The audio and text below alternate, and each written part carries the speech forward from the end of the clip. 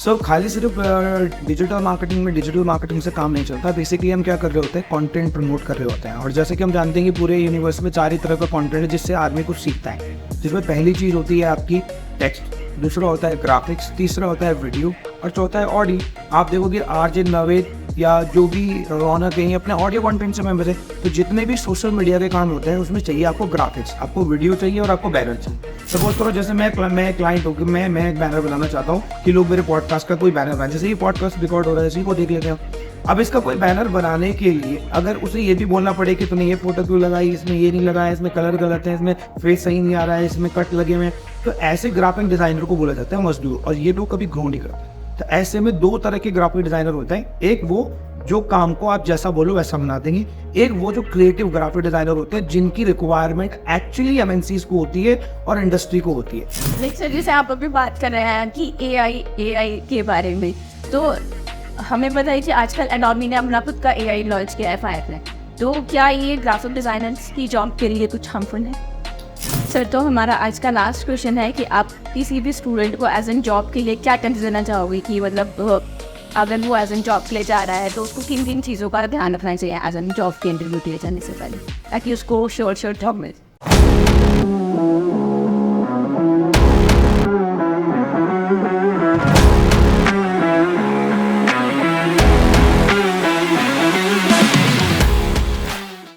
Hello everyone, welcome to Vikas sir की पाठशाला episode 2। आज हम विकास सर से जानेंगे कुछ क्वेश्चंस रिगार्डिंग डिजिटल मार्केटिंग के बारे में। जैसे कि हम जानते हैं विकास सर बहुत ज़्यादा एक्सपर्ट है अपने फील्ड में डिजिटल मार्केटिंग की। तो हमने पार्ट 1 में ये देखा कि सर ने डिजिटल मार्केटिंग के रिगार्डिंग हमारे डाउट्स क्लियर करे। आज हम सर से क्वेश्चन ये पूछेंगे कि डिजिटल मार्केटिंग के साथ साथ क्या ग्राफिक डिज़ाइनिंग भी आजकल इम्पॉर्टेंट है, वो आनी चाहिए आपको।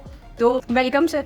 Thank you so much. कैसा लग रहा है जब आपको सेकेंड एपिसोड में आके हमारे साथ? देखिए बड़ी मुश्किल से टाइम निकल पाया है और इतनी बिजीनेस के बाद भी दोबारा से एपिसोड शूट हो पा रहा है, और ये बड़ी बात है क्योंकि पहला एपिसोड आए हुए भी काफ़ी टाइम हो गया है। तो thank you so much. Okay, तो सर आपको ओवरऑल 15 ईयर्स हो गए हैं regarding digital marketing, website designing and graphic designing का काम करते करते। तो आपको बहुत सारे चैलेंजेस आते होंगे इसके रिगार्डिंग। तो आज हमारा क्वेश्चन है कि हम अपने व्यूअर्स को ये बताना चाहते हैं कि डिजिटल मार्केटिंग के साथ क्या ग्राफिक डिज़ाइनिंग बहुत इंपॉर्टेंट रोल प्ले करता है?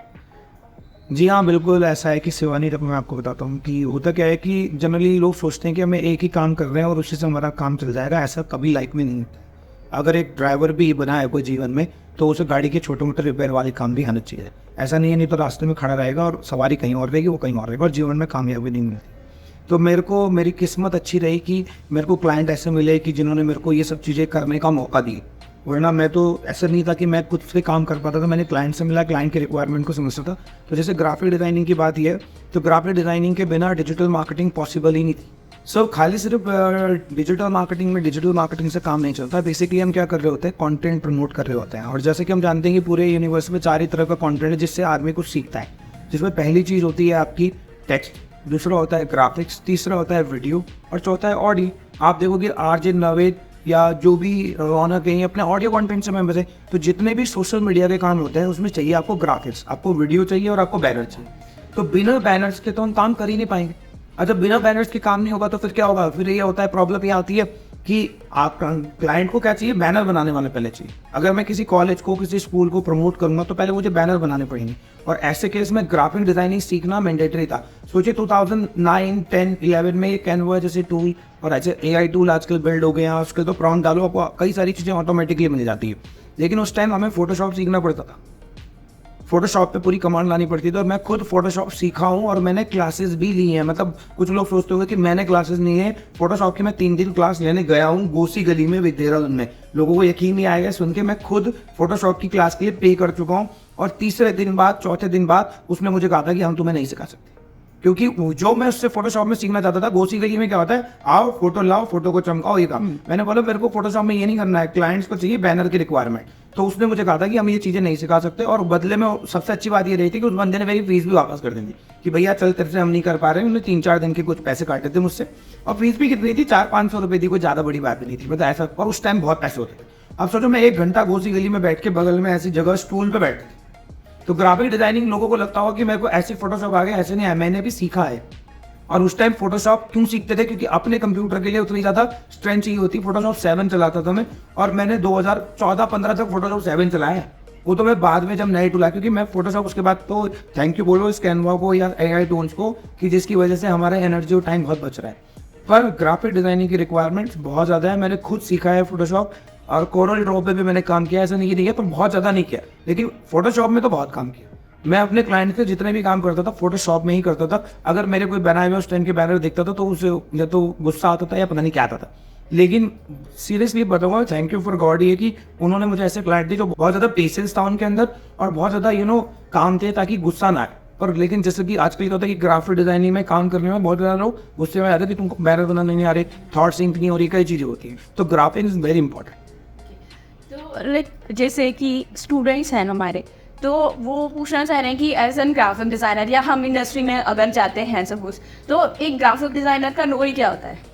देखिए, 2 तरीके से रोल को आइडेंटिफाई किया जाता है ग्राफिक डिजाइनिंग में, जो मैंने अभी तक समझा है। एक होता है जो काम कर रहे हैं, कि आप उन्हें कंटेंट बना के दो, कंटेंट का वो डिज़ाइन बनाएंगे, उनको डिज़ाइन की नॉलेज उन्हें पता है कहाँ से क्लिप आर्ट से क्या उठाना है, आइकन क्या यूज करना है, कैसा एनिमेशन देना है, कलर कॉम्बिनेशन क्या देना है। और एक ग्राफिक डिजाइनर वो होता है जो एक्चुअली में सच में ग्राफिक डिजाइनर होना चाहिए, जो बिजनेस को एनालाइज करके क्या बना दे, आपकी पूरा एक बैनर बना के, मतलब जिसमें एनर्जी ना लगानी पड़े। सपोज करो जैसे मैं क्लाइंट हूँ, मैं एक बैनर बनाना चाहता हूँ कि लोग मेरे पॉडकास्ट का कोई बैनर बनाए, जैसे ये पॉडकास्ट रिकॉर्ड हो रहा है इसी को देख लेते हैं।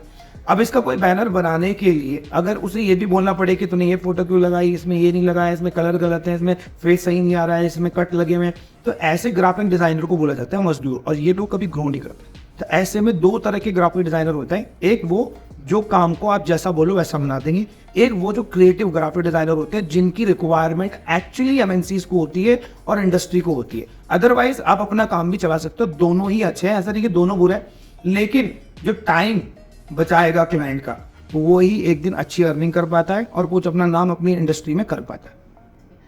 नेक्स्ट क्वेश्चन इज लाइक कि जैसे हमारे यहाँ स्टूडेंट्स आते हैं ग्राफिक डिज़ाइनिंग सीखते, तो वो बोलते हैं कि हम कोर्स कर लेते हैं, लाइक कि 3 मंथ्स का हम कोर्स कर लेते हैं या 4 मंथ्स का हम कोर्स कर लेते हैं, तो क्या हम एज एन फ्रीलांसर जॉब कर सकते हैं या हम एज एन सेपरेट इंडिविजुअल काम कर सकते हैं? तो आप उनको क्या सजेस्ट करना चाहेंगे कि लाइक आपको एज एन कोर्स करने के इंस्टेंट बाद की फ्रीलांसर की जॉब कर लेनी चाहिए या एज एन ग्रुप में काम करना चाहिए भाई?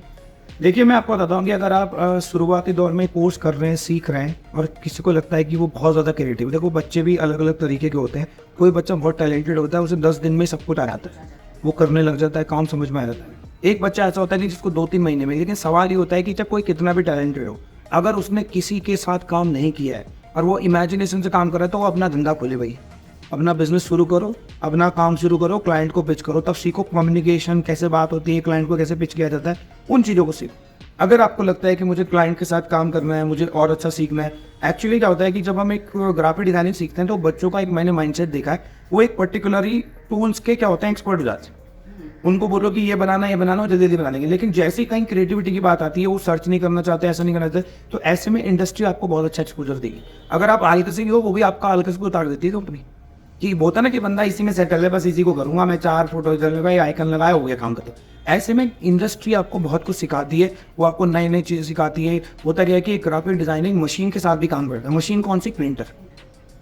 बहुत सारे बच्चे क्या होते हैं, डिजिटल पैनल तो अच्छे बना देते हैं, लेकिन प्रिंटर के साथ उन्हें समझ में नहीं आता कि आपका RGB कलर यूज होगा, CM का यूज होगा, कौन सा कलर यूज होगा, कॉम्बिनेशन क्या है, कलर कोडिंग क्या है। तो 3 महीने के कोर्स में आप ओवरऑल टूल्स तो सीख जाते हैं, लेकिन एक एजेंसी के साथ काम करने से आपको फायदा मिलता है कि एजेंसी आपको मल्टीपल क्लाइंट्स के बिहेवियर को सिखाती है। जैसे मैंने अभी बताया आपको कि 2 तरह के होते हैं ग्राफिक डिजाइनर, एक वो जो बोलोगे कर दे आप, और एक वो होता है जो अपने दिमाग लगा करके उसमें काम करता है, बिजनेस को स्टडी करता है। तो ऐसे वही लोग बन पाते हैं जो एजेंसीज में मल्टीपल क्लाइंट्स की थॉट प्रोसेस को समझ के अपना काम करते हैं। और ऐसे ही क्लाइंट्स की और ऐसे ही क्लाइंट को ऐसे ग्राफिक डिजाइनर की रिक्वायरमेंट होती है जो क्या करते हैं, इस तरह के टास्क करते हैं। सबसे जरूरी बात मैं यहाँ पे ये भी बोलूंगा कि देखो, मैंने अपनी लाइफ में जितने साल काम किया, मेरी मतलब किस्मत अच्छी रही है, ये या मेरा मैं तो कहूँगा किस्मत ही अच्छी रही, वरना मैं एक गाँव से पढ़ा हुआ 12th क्लास मतलब हिंदी मीडियम से मेरा स्कूल कंप्लीट हुआ है। मैंने राजकीय महाविद्यालय, जिसका नाम भी हिंदी में है, डाक पत्थर से अपनी ग्रेजुएशन कंप्लीट करी हुई है। उसके बाद मेरे को पता चला कि कंप्यूटर्स में होता, तो फिर मैं देहरादून में आकर के शिफ्ट हुआ, फिर मैंने कंप्यूटर सब सीखा,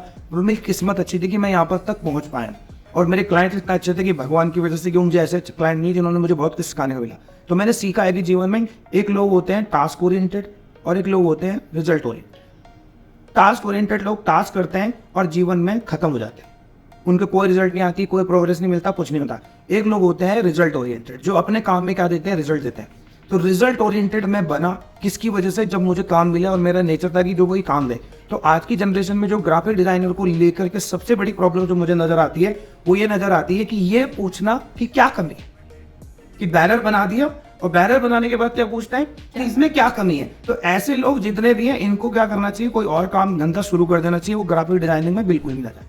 क्योंकि अगर आप ग्राफिक डिजाइनिंग में ये बोलते हो कि बैनर बनाने के बाद जिसे आपने खुद बनाया है और आप किसी दूसरे को पूछ रहे हो कि इसमें क्या कमी है, तो ये रिव्यू के पर्पज से तो अच्छा हो सकता है, लेकिन अगर आपके रिव्यू सच में आने लग गए तो आप ग्राफिक डिजाइनिंग या तो छोड़ दो या फिर सच में सीरियस कि ग्राफिक डिजाइनिंग में ये पूछना ही नहीं है कि इसमें क्या कमी है। क्लाइंट ये बोले वाह क्या बात है, जो वो सोच रहा था वो क्रिएट करना ये आसान टास्क नहीं होता है। सोचो मैं कुछ सोच रहा हूँ कि ऐसे डब्बे डब्बे नॉर्मल एग्जांपल बता रहा हूँ कि डब्बे डब्बे बना दो, ये बना दो। अब भाई साहब ने भी डब्बे बना दिए, ऐसे डब्बे बनाए कि उसने कहा डब्बे फेंक दो यहाँ से, क्लाइंट को भी फेंक, मतलब क्लाइंट को इतना गुस्सा आ जाता है कभी कभी कि वो सीधा ना बैनर में ये नहीं पूछता है कि क्या कमी है, वो लिखता है रिजेक्ट। और क्लाइंट को इरिटेट करना मतलब आपके उसका टाइम खराब करना। और अगर रिव्यू भी आपके 2 या 3 से ज्यादा जा रहे हैं ना किसी बैनर में, तो मुझे लगता है कि क्लाइंट का अंदर नहीं है कोई कमी। क्लाइंट ने तो आपको काम दे दिया है, आपने बोला था कि मैं ग्राफिक डिजाइनर, मैं आपके बैनर बनाऊंगा, आप क्या बना के दे रहे हो, उल्टा वो पागल हो गया। उस सिर जहां बोल रहा था कि मैं आपको पैसे दूंगा जिन हाथों से, उन हाथों से अपना सिर पकड़ कि भैया मेरे को इस बैनर इस ग्राफिक डिजाइनर से जान छुड़ाओ। तो ये इंडस्ट्री में मैंने देखा है। तो जरूरी नहीं कि आपकी किस्मत मेरी तरह अच्छी होगी, क्योंकि उस टाइम लोग होते नहीं थे बैनर बनाने के लिए, लोग थे नहीं, तो झेलते किसको, मेरे को झेलना पड़ता था। लेकिन आज के टाइम में जहाँ एआई आ गया, अभी आप बिंग में जाओ, डालो डायनासोर ऑन साइकिल, ये काम पहले जो कौन करता था, ये फोटोशॉप में आर्टिस्ट बनाते।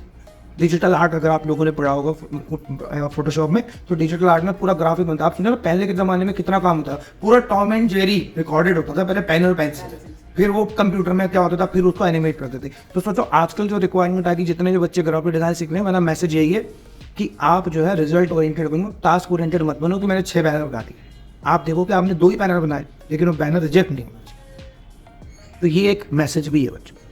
लाइक सर जैसे आप अभी बात कर रहे हैं कि एआई के बारे में, तो हमें पता है कि आजकल एडोबी ने अपना खुद का एआई लॉन्च किया है फायर में, तो क्या ये ग्राफिक डिजाइनर्स की जॉब के लिए कुछ हार्मफुल है?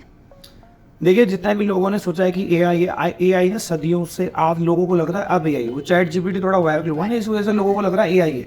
आप सोचिए कि आज से 10 साल पहले जब प्रिंट 15-20-25 साल पहले प्रिंटर्स आए थे पहली बार, वो क्या एआई मशीन कि पढ़ लेती है प्रिंट कर देती है, वरना लोग हाथों से प्रिंट करते थे, फ्लैश कपड़े के बैनर होते थे उस पर प्रिंट होता था, मशीन से हाथों से मैनुअल काम होता था। जिन लोगों ने प्रिंटर्स को नहीं अपनाया वो आज गायब हो चुके हैं। अब एआई कोई आपके एआई भी कौन बना रहा है कि इमेजिनरी पर्सन बना रहा है, ऐसा इमेजिन करता है आदमी, ऐसा नहीं कि कुछ खुद से बना देता है। हम भी तो प्रॉम्प्ट देते हैं, बताते हैं कि तुम्हें ऐसा बैनर बनाना है, ऐसा ही नॉर्मल ह्यूमंस के साथ होता है। अगर एआई मशीन सिर्फ क्या कर रही है, कोई भी डिजाइन को फास्ट बना रही है और वो बिल्कुल एक्यूरेट नहीं बनाएगी। अगर आप हो तो कि अगर आपको हाथ से कुछ डिजाइन करना है और एक मशीन डिजाइन करेगी तो एग्जैक्ट बनने में से भी 50 साल लगेंगे। और तो उससे पहले 50 साल जो आज ग्राफिक डिजाइनिंग में 50, अगर आप 30 के आ जाओ 25 के आ जाओ तो आप 75 के हो गए, 75 में आप माउस नहीं चला पाओगे। तो इसीलिए अभी के बारे में सोचो कि एआई अगर मुझे सीखनी है तो आप प्रॉम्प्टिंग सीखो। अगर आप कोई डिजाइन बनाना जानते हो, एआई मैं आपको बताऊँ एआई टूल सीखने के लिए, अगर आपको एआई को लगता है कि ग्राफिक डिजाइनिंग में आई है, फोटोशॉप में आजकल आ गया है कि आप सीधा पहाड़ चेंज कर दो, ये कर दो, उसके लिए पहले क्या होता था, डाउनलोड करो पिक्चर, फिर सेटिंग करो, फिर कलर कॉन्ट्रास्ट सेट करो। आजकल ऑटोमेटिक एआई करिए, लेकिन एआई को बताएगा कोई, एक ह्यूमन एक ग्राफिक डिजाइनर जिसे पहले से पता होगा कि कौन सा डिजाइन ज्यादा अच्छा लगेगा। दूसरा, आप अपनी डिजाइन को एक्सप्लेन करना सीखो। आजकल क्या हो गया कि लोग, हर कोई बंदा ग्राफिक डिजाइनर बन तो जाता है, लेकिन वो डिजाइन को एक्सप्लेन नहीं कर सकता कि भाई मुझे ये कुछ बनाना है प्रोडक्ट। तो एक एक्सप्लेनेशन भी सीखो, जैसे कि आप किसी को कहीं पर राइट कर सको कि जैसे मुझे कोई डिजाइन बनाना है जिसमें ये कलर हो, ऐसा होना चाहिए, इसका शेप होनी चाहिए, इसका शेड ये होना चाहिए, इसमें कलर कोड ये होना चाहिए। मतलब आप अपने डिजाइन को अगर वर्ड्स में लिख सकते हो तो कहीं ना कहीं एआई में आपको टेंशन लेने की जरूरत नहीं, क्योंकि एआई बस आपके बोलने पर काम कर रही है। और बोलना आपको लिखना या बताना उसको अच्छे से आना चाहिए, जिनको कहा जाता है प्रॉम्प्टिंग। लाइक जैसे आपने बात करी अभी कि एआई हमारे को बना के दे देगा डिजाइन, तो क्या हम उसको एज एन रेफरेंस यूज नहीं कर सकते हैं? लाइक जैसे हम एज एन ग्राफिक डिजाइनर की बात करते हैं, तो एआई को हमने प्रॉम्प्ट दिया, एआई ने हमें डिजाइन दिया, तो एज एन आपने जैसे कहा कि वो परफेक्ट नहीं होता, उसमें करेक्शन चाहिए, हमेशा नीड है, तो हम उसको एज एन रेफरेंस की तरह यूज नहीं कर सकते? देखिए बिल्कुल ऐसा होता है। देखिए क्या होता है कि आप आजकल एआई को तो एक दूसरे वे में दिखाया जाता है कि आप ये कर लो वो कर लो, बेसिकली क्या होता है कि आज के टाइम में या पहले भी सभी लोग जिनसे भी काम करते थे वो रेफरेंस की तरह ही काम करते हैं। अगर टूल सब कुछ कर देता है तो ये जॉब तुरंत रिप्लेस हो जाती है। सब जानते हैं कि एआई बना सकता है, बनाता नहीं है, उसे बनवाना पड़ता है, वो खुद से नहीं करता। तो ऐसे केस में जब एआई टूल आ रहे हैं तो रेफरेंस का बेनिफिट लिया जाता है कि अगर आप ऐसा नहीं तो ऐसा ट्राई कर लो, ऐसा नहीं तो ऐसा ट्राई कर लो, ये बना सकते हैं, ये कर सकते हैं। इन चीज़ों पर ज़्यादा फोकस किया जाता है। आप ग्राफिक डिजाइनर को अपने स्किल्स को इम्प्रूव करने के लिए क्या टिप्स देना चाहेंगे? तो ग्राफिक डिजाइनिंग के स्किल्स के लिए मैं आपको सबसे ज़रूरी बात बताना हूँ कि अगर आपको लगता है कि आप एक ग्राफिक डिज़ाइनर बनना चाहते हो या बन चुके हो तो इम्प्रोवाइजेशन कैसा है। देखिए, सबसे ज़रूरी जो इम्प्रोवाइजेशन होता है वो होता है आपका थॉट। अगर आपकी थॉट प्रोसेस बहुत बढ़िया है तो ही आप एक अच्छे डिज़ाइन बना पाएंगे। दूसरी चीज़, आपके अंदर एक एनालिटिकल एबिलिटीज़ होनी चाहिए कि अगर आपको लगता है कि मैं कोरल ड्रॉ सीख गया हूँ, फोटोशॉप सीख गया हूँ, मुझे तो ये पता है कि कैसे रेक्टेंगल बनाते हैं, कलर कोडिंग कैसे करते हैं, ब्रश यूज़ कैसे करते हैं। अगर आपको लगता है कि इससे आपका काम चलने वाला है तो ये नहीं चलेगा। आपको एक एनालिसिस करना पड़ेगा कि मैं जिस भी बिजनेस के लिए काम कर रहा हूँ उस बिजनेस के बारे में कैसे एनालाइज किया जाता है, कैसे उस बिजनेस को स्टडी करना है, इस बारे में ज़रूर पढ़िए आप लोग। क्योंकि इससे क्या होगा कि जब आप दूसरे के बिजनेस को पढ़ते हो तो आपको एक थॉट मिलती है। क्योंकि हमारे पास अगर थॉट ही नहीं होगी तो हम बनाएंगे क्या। तो जैसे कोई भी बंदा टैगलाइंस बनाता है, कुछ भी बनाता है, तो वो तभी बना पाता है जब उसके बारे में सोचेगा। जैसे कि एक जनरल एग्जांपल में बता रहा था कि आजकल टैक्सी ड्राइवरों के लिए एक बैनर बनाना है कि आप अपने टैक्सी की बिजनेस की साइड बनाओ। तो आप उसके अगर आप उसके बिजनेस के बारे में एनालाइज ही नहीं करोगे तो कभी आप ये नहीं लिख पाओगे कि क्या एजेंट कोड देकर, कमीशन दे देकर के परेशान है।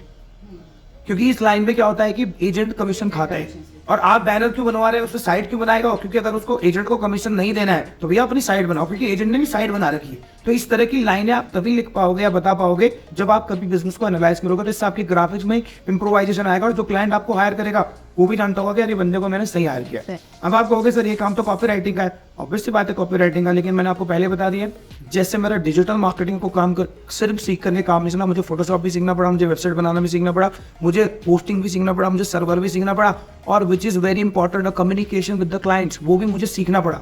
बहुत सारे लोगों को ये बातें बकवास लगती हैं कि शीशे के सामने प्रैक्टिस करो, लेकिन आप ऐसा देख ही नहीं करेंगे। शीशे के सामने तो छोड़ो, नहाते हुए भी मैंने बोला है कि अगर वो ये बोलेगा तो मैं ये करूंगा, मैं ये बोलूंगा, मैं वो मुझे बोलेगा तो मैं ये बोलूंगा। ये भी होता है।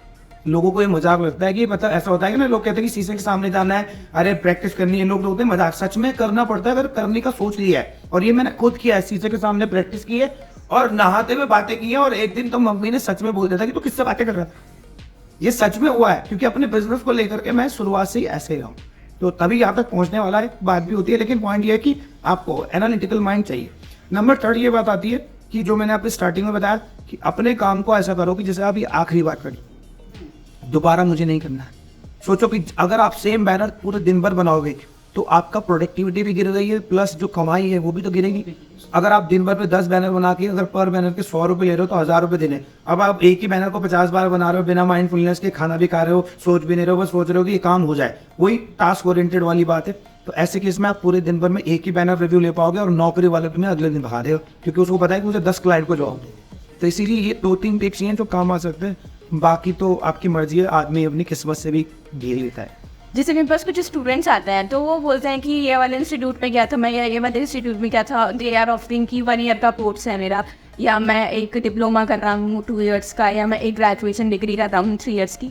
तो क्या आपको ये फ्रूटफुल लगती है कि एक साथ इतने सारे टूल सीख लेना विदाउट प्रैक्टिस? कि मैंने फोटोशॉप भी सीख लिया, मैंने इनडिज़ाइन भी सीख लिया, मैंने आपका वीडियो एडिटिंग भी सीख लिया, मैंने माया भी सीख लिया, मैंने 3D भी सीख लिया।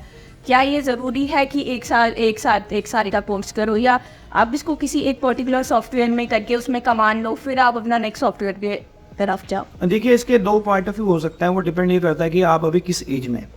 देखिए, अगर आप एक माइनर एज में आपको लगता है कि आपके पास बहुत सारा समय है तो आप मल्टीपल टूल सीखते हैं, क्योंकि ग्राफिक डिजाइनिंग की डिग्री कोर्स भी होता है। ऐसा नहीं है कि नहीं होता है, 3-3 साल के डिग्री कोर्सेज होता है।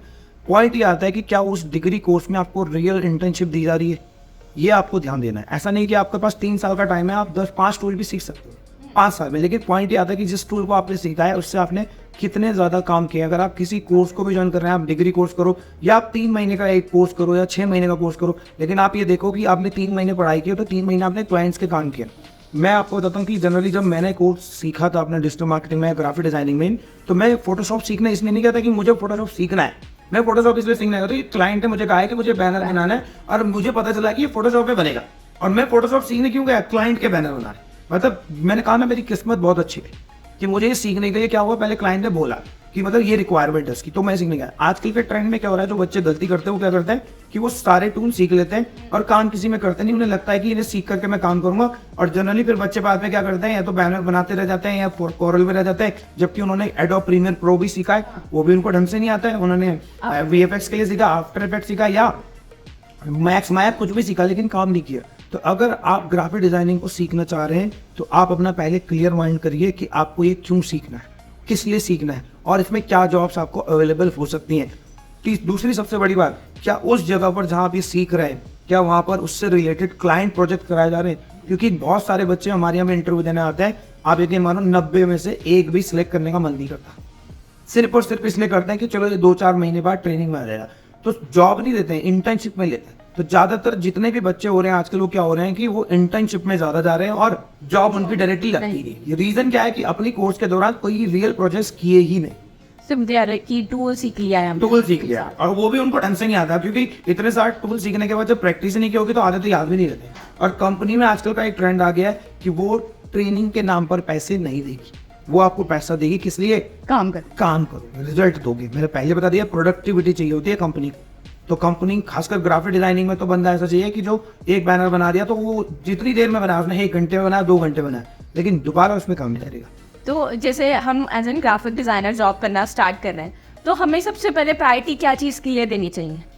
जैसे सपोज हम एक क्रिएटिव बनाने के लिए सोच रहे हैं, हमारी क्लाइंट से इंटरेक्शन हुआ, तो क्लाइंट से अपनी रिक्वायरमेंट्स हमें बताई, तो हमारी सबसे पहली प्रायोरिटी क्या होनी चाहिए ग्राफिक डिज़ाइनिंग में? देखिए, मैं बच्चों को सबसे ज़रूरी बात बताता हूँ ग्राफिक डिजाइनिंग में। रूल नंबर 1 जो हमेशा फॉलो कर रहे हैं, हमेशा जब भी आप बैनर बनाओ तो ये ज़रूर पूछ लो कि डायमेंशन क्या है। जो भी बनेगा इस डायमेंशन में बनेगा। ऐसा ना हो कि आपने एक बड़ा यूनिवर्स बना दिया और उसने कहा जी इसे कहाँ रखूँगे। अब भगवान विष्णु तो है नहीं कि मुंह में रखो संभालेंगे, कृष्णा जी के मुंह में पूरा भगवान दिखता था, ऐसा तो होगा नहीं। कि भाई बैनर का डायमेंशन सबसे ज़रूरी है।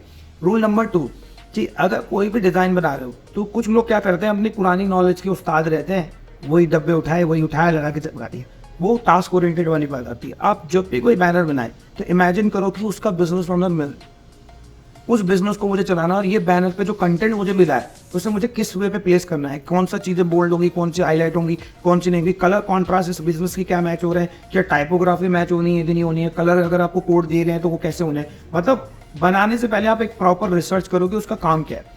उसके बाद आती है बारी कि जब आप डिज़ाइन बना रहे हो तो कभी कभी क्या होता है कि क्लाइंट एक डिज़ाइन मांगता है, लेकिन अगर आप सच में कुछ क्रिएटिव हो तो क्लाइंट को कम से कम उससे रिलेटेड 1-2 डिज़ाइन और भी दो, ताकि वो आपके ऊपर भरोसा भी करे। और जब आपकी क्रिएटिविटी देखेगा तो आने वाले टाइम में कुछ, आज में मेरी वीडियो पे कमेंट आई थी, आपने देखी होगी, उसने कहा जी मुझे तो 15 साल का एक्सपीरियंस है, 20,000 मिलने मुश्किल हो रहे हैं। 15 साल हो गए मेरे को जॉब करते करते, अब मेरे को ग्राफिक डिजाइन में कितने मिल रहे हैं भी। और मेरे कलीग प्रदीप सर है यहाँ पर देहरादून में जॉब करते हैं, उनकी सैलरी ऑलमोस्ट इस टाइम 70+ है, और ग्राफिक डिजाइन 70+, और एक्सपीरियंस मुश्किल से भी 4-5 साल का, ऐसा भी नहीं कि बहुत साल हो गए, 4-5 साल का एक्सपीरियंस है। और अभी कितनी ले रहे हैं, देहरादून में 70+ के आसपास सैलरी ले रहे हैं।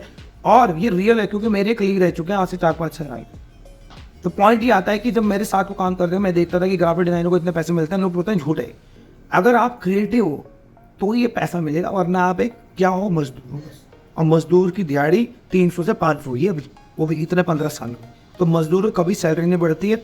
आप सिंपल सी बात समझिए, ग्राफिक डिजाइनिंग जब आप करोगे तो आप अपना दिमाग लगाइए, क्लाइंट को अपने आप सोचिए कि मैं क्लाइंट हूँ, उसके हिसाब से क्या पैसा लगाना चाहिए था, क्या पे लगाना चाहिए था। स्पेलिंग मिस्टेक ना इसलिए नहीं होती कि अब स्पेलिंग आती नहीं है, स्पेलिंग मिस्टेक इसलिए होती है क्योंकि ये मेरा काम नहीं है, ये दूसरे का काम है। डाल दो, उसको अपने आप देखेगा वो गलती क्या है उसकी। अगर स्पेलिंग टूल चेक करने के लिए आजकल ऑनलाइन टूल अवेलेबल है, आप अगर आपका अपना बैनर होता तो आप 10 बार स्पेलिंग चेक करोगे और टूल में जाकर के डाल दोगे। अगर खुद नहीं आती तो टूल तो सजेस्ट कर ही देता ना। हाँ, अगर बिल्कुल ही नहीं आती तो भैया ग्राफिक डिजाइनिंग मत करना, हिंदी वाले बैनर बनाना, इंग्लिश वाले बैनर बनाओ, क्योंकि काम तो बहुत कुछ। तो इंपॉर्टेंट है कि अगर क्लाइंट बड़ा चाहिए तो उसको इंग्लिश के बैनर चाहिए, हिंदी के बैनर चाहिए। और सबसे बड़ी बात, लोगों को हिंदी लिखने में नहीं आती ढंग से, तो इसलिए आपको कॉमन सेंस होना बहुत ज़रूरी है चीज़ों को लेकर के। तो यही एक टिप। दूसरा कि ग्राफिक डिजाइनिंग में हमेशा रोज़ कहते हैं, जैसे गार्ड में ड्राइविंग रोज़ सीखता है, ऐसी डिजिटल मार्केटिंग में आदमी रोज़ सीखता है, क्योंकि रोज़ रोज़ नई चीज़ आती है। ऐसे ग्राफिक भी आदमी क्या सीखता है, रोज़ रोज़ नए सीखता है।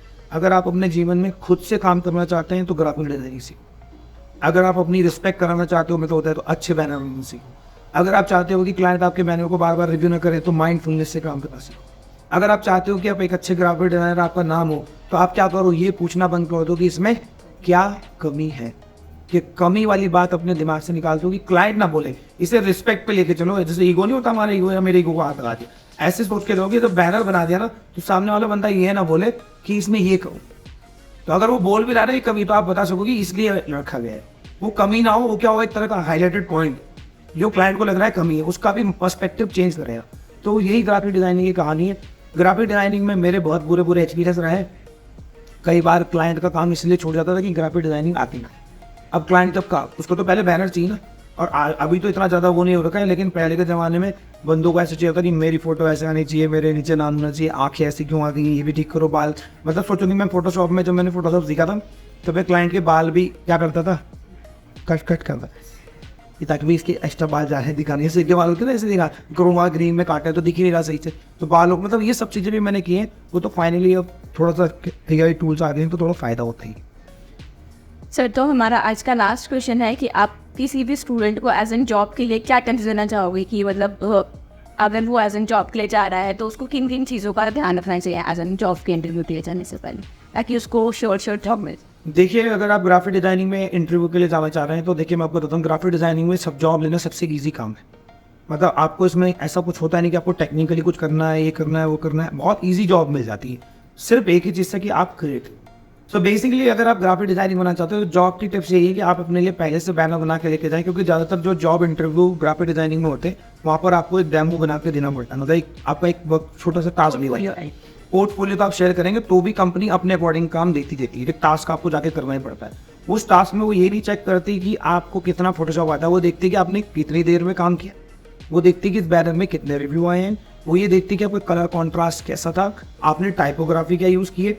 बताता कोई नहीं कि आपको क्या टाइपोग्राफी, वो बोलते हैं कि ये बैनर बना दो। तो अगर आपने उसकी वेबसाइट पर जा करके नहीं देखा कि उसने कौन सा फॉन्ट यूज़ किया, उसका कलर का लोगो क्या है, और आपने उसका बैनर बना दिया अपनी मर्जी से, तो वो आपको निकाल देंगे। चाहे आप फोटोशॉप की बड़े महारत छोड़ो, आपको 50 साल का ध्यान, चाहे आपके पढ़ाए हुए बच्चे मार्केट में करोड़ों की सैलरी दूंगा, आपको भी नौकरी नहीं मिलेगी। तो ये चीज़ें इंपॉर्टेंट होती है कि जब आप किसी कंपनी में जाओ तो ये 3 चीज़ों को, 3-4 चीज़ों को ध्यान दो कि उनकी टाइपोग्राफी को समझ लो बिना बोले। ऐसा ना हो कि कोई भी कंपनी अगर हर चीज़ बोल के कराएगी तो इतने सारे क्लाइंट आते हैं, किस किस का तो नाम तुम्हें बताएंगे। इसलिए तुम्हारे अंदर ये थोड़ा सा खुद से होना चाहिए कि आप उसकी वेबसाइट को एनालाइज कर लो, उसके कलर कॉम्बिनेशन को एनालाइज करो। अगर आपको रिकॉर्ड नहीं दिया गया है तो ये अगर आप खुद से कर लोगे तो आपकी हायरिंग के चांसेस 10 टाइम्स बेटर हो जाते हैं। क्योंकि सभी लोग इसमें आकर के क्या होते हैं, पूछने लग जाते हैं, बात करने लग जाते हैं, और फिर क्लाइंट का वही चीज़ टाइम खराब हो रहा है। तो वो समझ गया है कि आपका एक बेसिक कॉमन सेंस आपको काम करने का शुरुआती दौर में नहीं है। और इस चीज़ को अगर आपको दूर करना है तो आप अपने कोई भी ग्राफिक डिजाइनिंग का कोर्स कर रहे हैं, चाहे कहीं से भी सीख रहे हैं, आप उससे रिलेटेड एक इंटर्नशिप करो, चाहे फ्री में करना करने में। ऐसी जगह जाओ जो बंदा आपको कहेगी जो बैनर बनाने हैं, सब कुछ करना। तो ये चीज़ों का इतना ध्यान देना होता है। बाकी तो ग्राफिक डिजाइनिंग में जॉब से करियर एक बहुत बड़ा करियर है इसके। और सबसे बड़ी बात, जब से डिजिटल एज आया तो ग्राफिक डिज़ाइनर की डिमांड्स बढ़ गई है और सैलरीज भी ऑलमोस्ट डबल हो गई है। तो आजकल के टाइम में तो डिजिटल कंटेंट क्रिएटर्स की रिक्वायरमेंट ही रिक्वायरमेंट है। आप पूरे बॉलीवुड हॉलीवुड में जाओ, कहीं भी जाओ, आप जो पोस्टर बैनर बन रहे हैं कौन बना रहे हैं? Graphic designer. ये कोई आसमान से आए हुए एलियन नहीं है। तो ग्राफिक डिज़ाइनर मतलब अच्छी कंपनीज में मोटी सैलरी ले रहे हैं और बहुत अच्छा कर रहे हैं। Thank you sir for joining us. I hope हमारे व्यूअर्स को ये इन्फॉर्मेशन अच्छी लगी होगी। और इन केस अगर आपके कुछ भी डाउट्स होते हैं इस वीडियो से रिलेटेड या ग्राफिक डिजाइनिंग से रिलेटेड, तो आप हमारे कमेंट बॉक्स में जाके कमेंट कर सकते हैं। आई होप ये वीडियो आपको अच्छी लगी होगी। एंड इन केस अगर आपको ये वीडियो अच्छी लगी तो please like, share and subscribe our channel. मिलते हैं आपसे नेक्स्ट पाठशाला के एपिसोड में। Thank you.